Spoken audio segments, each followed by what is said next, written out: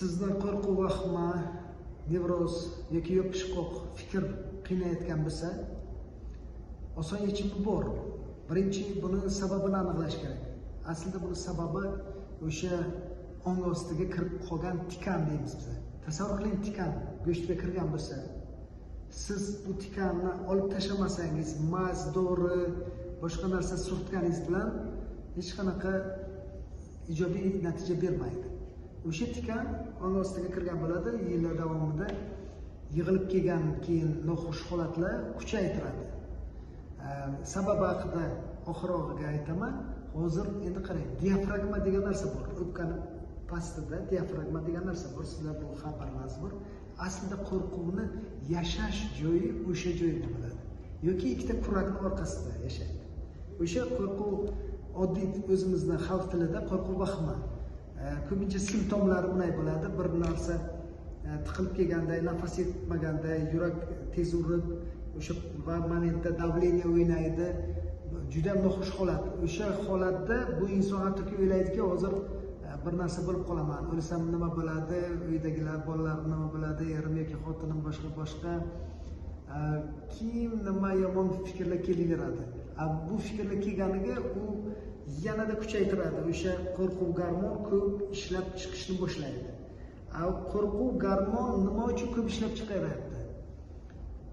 Bu inson albatta bu noxush holatni kutmaydi, kutilmaganda keladi, kutilmaganda. O'sha ong ostida signal, noto'g'ri signal kelgan hisobda birdaniga o'sha qo'rquv gormon otilib chiqadi. Bu odam o'tiribdi. Endi tasavvur qiling. Yirtqich hayvon hujum qilsa, hujum qilgan momentda odamning qon tarkibiga o'sha qo'rquv gormon ishlab chiqaradi. Adrenalin, kortizol. Nima qilish kerak? O'sha momentni o'ziga joyidan reski qochish kerak. Bu nima qilyapti? Bir joyga o'tiribdi. Shu momentda yurak takar-takar urishni boshlaydi, nafas, kislorod ko'proq kerak, davleniya o'ynashni boshlaydi. Shu noxush holat o'sha qo'rquv gormon ishlab chiqarishdan kelib chiqadi. Hech qanaqa biron narsa hujum qilgani yo'q, biron noxush narsa bo'lgani yo'q. Bu signal ong ostidan vujudga berganiga o'sha gormon ishlab chiqaryapti. O'sha momentga endi birinchi yordamni biz nimani aytmoqchi? Joyidan turib o'tirish kerak, ozgina harakatlanish kerak yoki nafas, chuqur nafas olib, nafas chiqarasiz. Nafas olishingizga e'tibor berasiz. Shunaqa momentda odam yoki tez nafas oladi, yoki juda ham sekin nafas oladi. Holsiz bo'ladi. Albatta bu noxush holatlar hammada o'xshash joyi ham bor, ozgina sal boshqacharoq ham bo'ladi. Kimgadir qaltirash holatda ham kuzatiladi. Yoki ana sovuq qotadi, bir g'alati bo'ladi. Hattoki ovozi ham zo'rg'a chiqadigan holat kelib chiqadi. Endi ko'rib chiqamiz, nimadan kelib chiqadi bu? Bu nimadan? Yillar davomida bizning ichimizda o'sha qattiq qo'rqgan voqealarimiz yig'ilib keladi. Keyin qanaydir xafagarchiliklar, eng asosiy lekin o'zini ayblash juda ham salbiy ta'sir qiladi bu holatda. Ko'p holatlarda biz kuzatamiz, biron yaqin insonni olamdan o'tib qolsa, o'shanda bu ichida o'zini yeb yuradi. Shu kishiga bir yordam berib ishimiz mumkin edi, doktorga ko'rsatsak, bir vaqtiga davolasak yoki o'sha yubormasak, bormasa o'sha avariya yoki bir noxush holat kelib chiqmasdi. Hattoki bir xil ayollarda ko'pincha men kuzataman, ana bu holatni, masalan, bolasini abort qiladi, shu bolamni o'ldirdim deydi yoki kimnidir o'zini o'limiga o'zini ayblab yuradi. Ana shu holatlar kuzatiladi.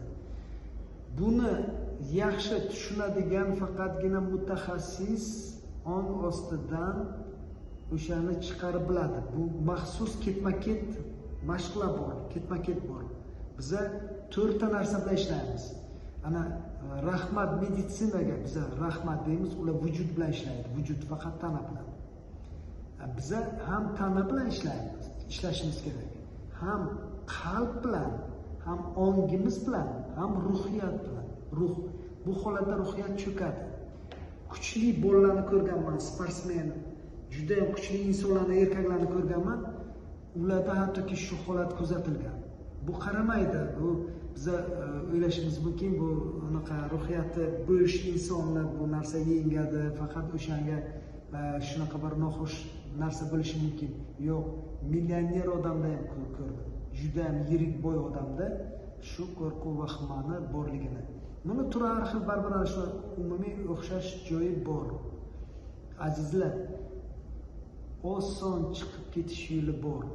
Men o'zim ham shu holatga kirib 5 yil davomida qiynalib chiqib ketganman. O'zimni praktikamda men minglab insonlarni bilan ishlab kelyapman. Minglab guruh bilan ham ishlayapman, onlayn ham ishlayapman. Natija juda ham kuchli. Onlaynda ham zo'r natija bo'lyapti. Buni ko'rishib ham alohida individual qabulga ham kelganlar bilan ishlab kelyapman. Birinchi biza qiladigan ishimiz uni sababini aniqlash. O'sha on ostiga kirib qolgan o'sha sababini aniqlagandan keyin bitta bu yetarli emas. O'sha boshda aytganimdek tikonni olib tashlash kerak. O'sha tikonni olib tashlagandan keyin yoki ildizini, ana meditsinaga yo boshqa sohalarga men rahmat deyman, ular bunday qiladi. Ustidagi ajriq, ana ajriq bo'lsa ustidagini yulib tashlaydi. Uni ildizi pastda turibdi.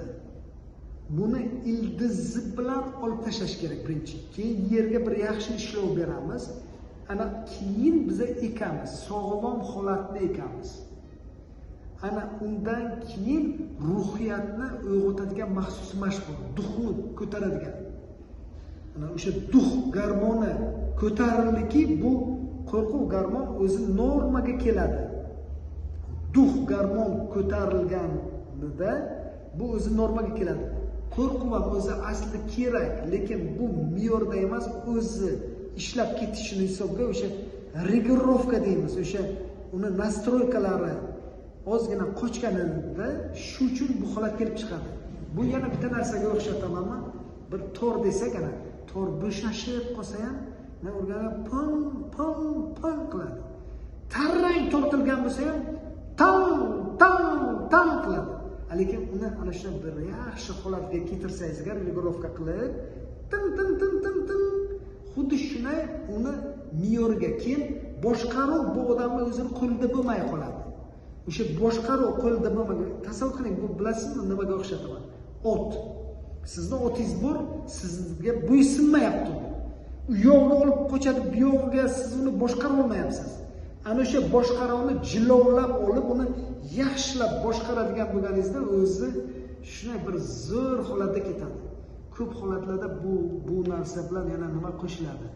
Moddiy tomondan ham bu inson o'zi ishdan qo'li soviganidan orqaga ketgan bo'ladi. Keyin ko'p har xil joylarga davolanib, izlanib yurganlariga anchagina xarajatga tushadi. Keyin o'zi ham xijolat bo'lib turadi. Endi menga shuncha yaqinlarim, azizlarim qildi, men yaxshi bo'lmayapman, yana hozir kimgadir murojaat qilsam, yana shu holatga tushsam, meni foydamni o'rniga yana bularga ziyon yetkazibman, boshqa narsa. Inshaalloh soppa-sog' bo'lishingiz juda ham oson. Siz murojaat qilsangiz agar 5 minut ichida butunlay tekin bu narsa telefon orqali ham diagnostika qo'yib bilamiz. Tajriba ko'p yillar davomida ishlab kelganim uchun, o'zimdan o'tkazganim uchun men bu narsani juda ham chuqur yaxshi tushunaman. Hozirgacha buni deyarli tuzalmagan odamni ko'rmadik. Faqat endi dangasalar bor, dangasa bo'lsa agar ozgina cho'ziladi. Keyin ko'p holatlarda o'zi 5 kunga inson tuzaladi. Men o'zim ham shu holatga tushganimda o'ylagan edimki, buni uzoq va kuchli davolash kerak, ko'p vaqt kerak, ko'p kuch kerak degan fikrda edim. Aslida buni emas. Mutaxassis uchun oson. Mashinani ham zo'r ustasi bo'lsa, bir eshitganda biladi qayerda muammo, u hamma joyini kavlamaydi, o'sha joyini shunday ko'rib aniqlab tuzatganidan keyin yana ishlab ketadi.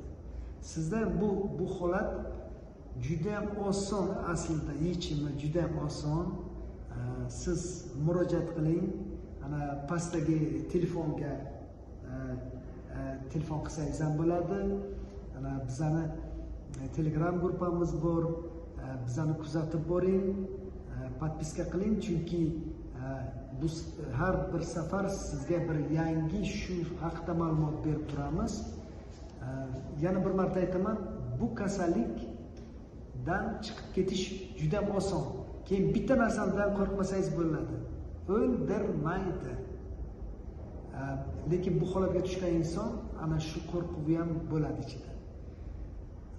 Ko'rishguncha deyman. O'zingizni ham yaqinlaringiz, azizlaringiz bo'lsa shu muammo bilan qiynalayotgan, ularga ham shu videoni tashlab qo'ying. Rahmat. O'zingizning gaplaringiz bor-ku.